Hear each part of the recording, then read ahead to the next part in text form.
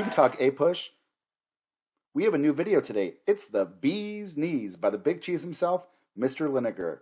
Let's make history today as we jaw over Unit 7, Day 13. But first, let's do our daily punishment. My dad unfortunately passed away when we couldn't remember his blood type.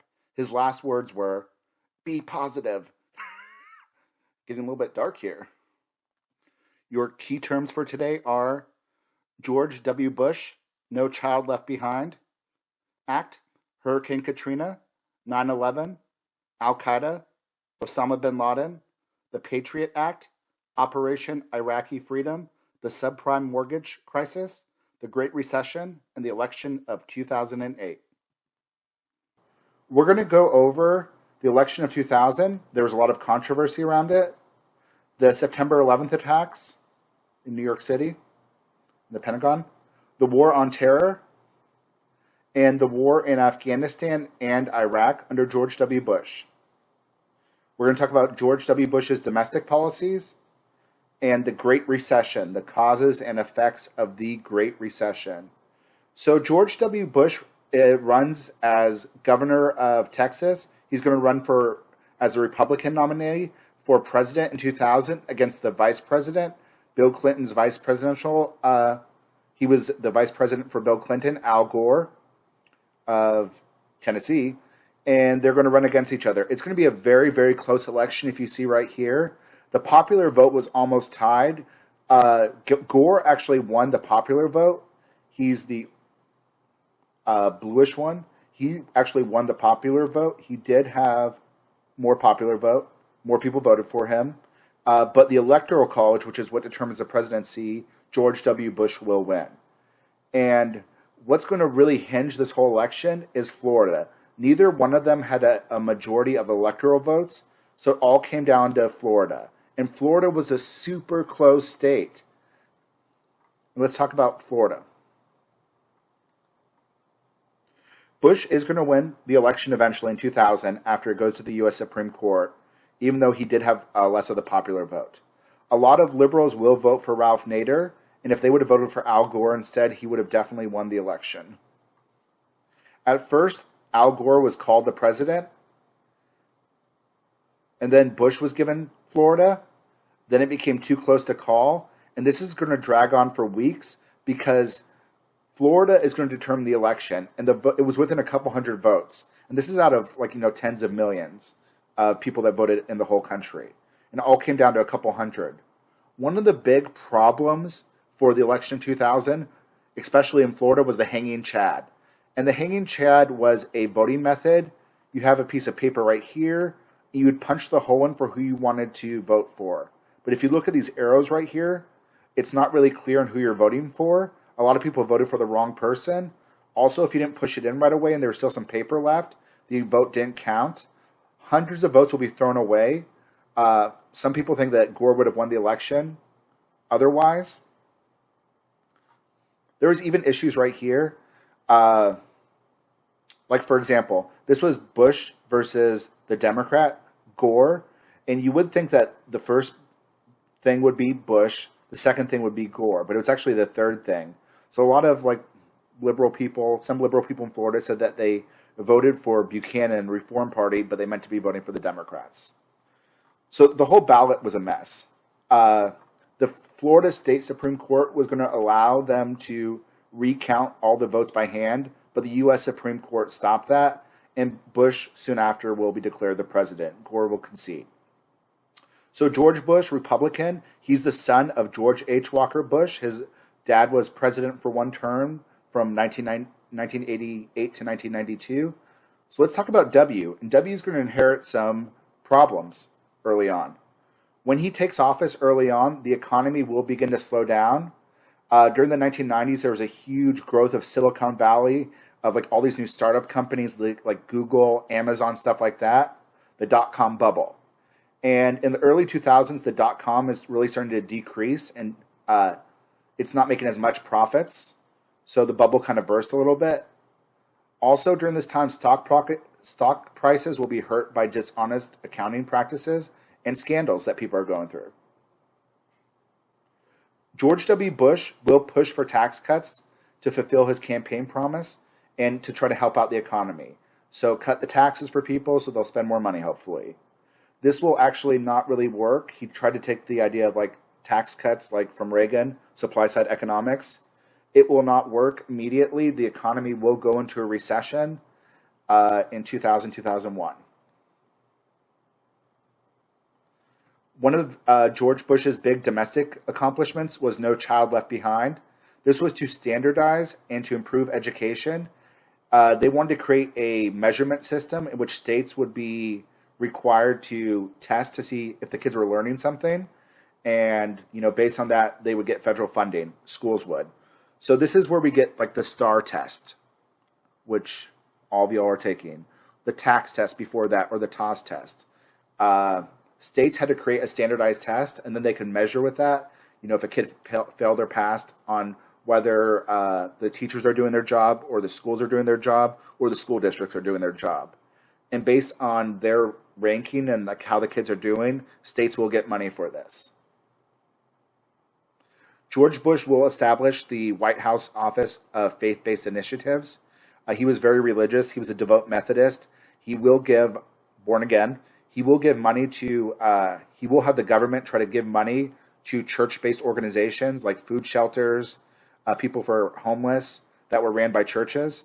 And they wanted to give like them money. Like conservatives, like Bush's kind of conservatives believes that like the government should not help out the poor as much, but it should be churches and philanthropic organizations helping out the poor.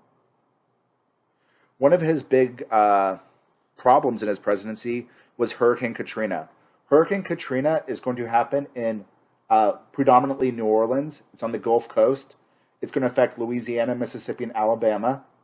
There's going to be a huge hurricane, Katrina. And what's going to happen is the dikes in New Orleans are going to break. It's going to cause massive flooding in New Orleans. Millions of people will become homeless. 1,833 people will die. And the government is going to have a very slow response to it. It's going to seem like Bush did not think it was a big deal. That's the perception some people had.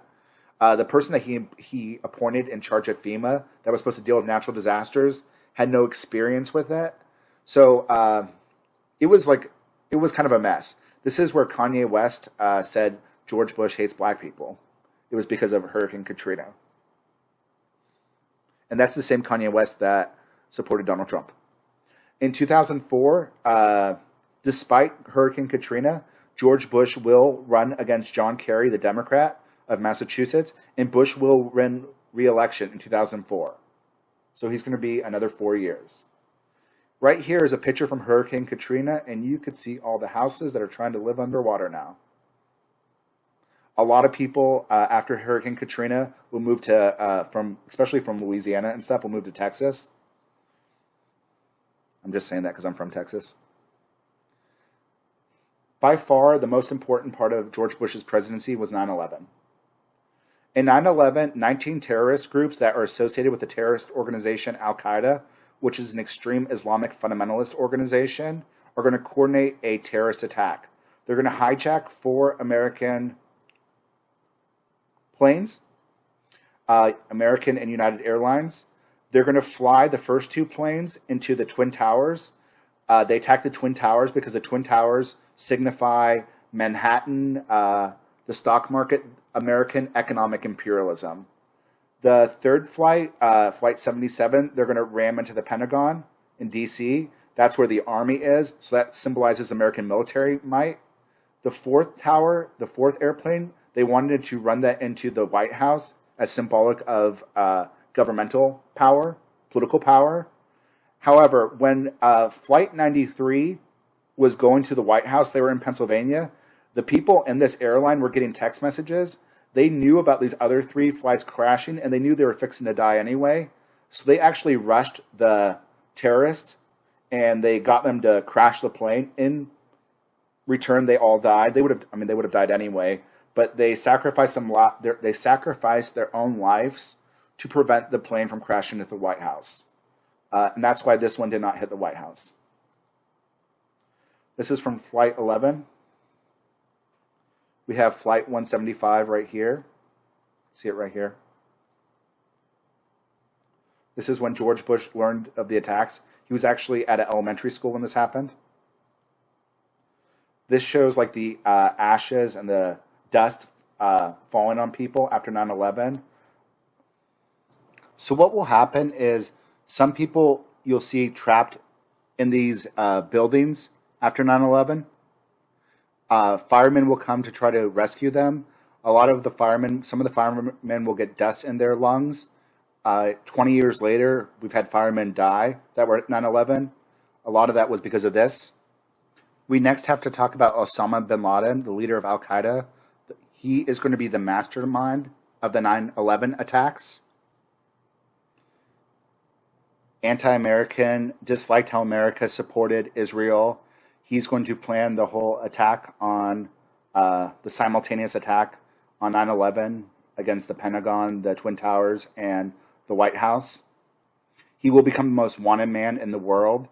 Eventually, under President Obama, he will be killed in a Black Ops mission.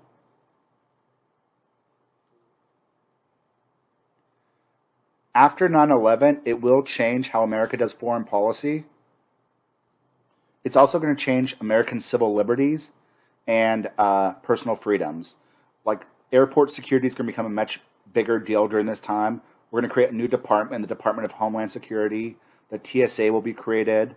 In 2001, some of the Al-Qaeda members were hiding out in Afghanistan. The Afghanistan government was the Taliban, which was a fundamentalist Islamic terrorist government that supported terrorism. We had actually helped the Taliban before when they overthrew the Russians, but they were not friendly to America. The Taliban is going to refuse to give up the Al-Qaeda members. America is going to invade Afghanistan. They're going to remove the Taliban to try to find Osama bin Laden, and he will escape. And Osama bin Laden will not be discovered until President Obama. America is going to be in Afghanistan all the way until 2021. We overthrow the Taliban. We create a democratic government in Afghanistan, but there's going to be civil war and guerrilla war going on in Afghanistan. And when the United States finally pulled out of Afghanistan in 2021 under President Biden, the Taliban, which was the government that we removed, which was terrorist-backed, which gives no rights to women, which it's really just like a bad government as far as human rights goes.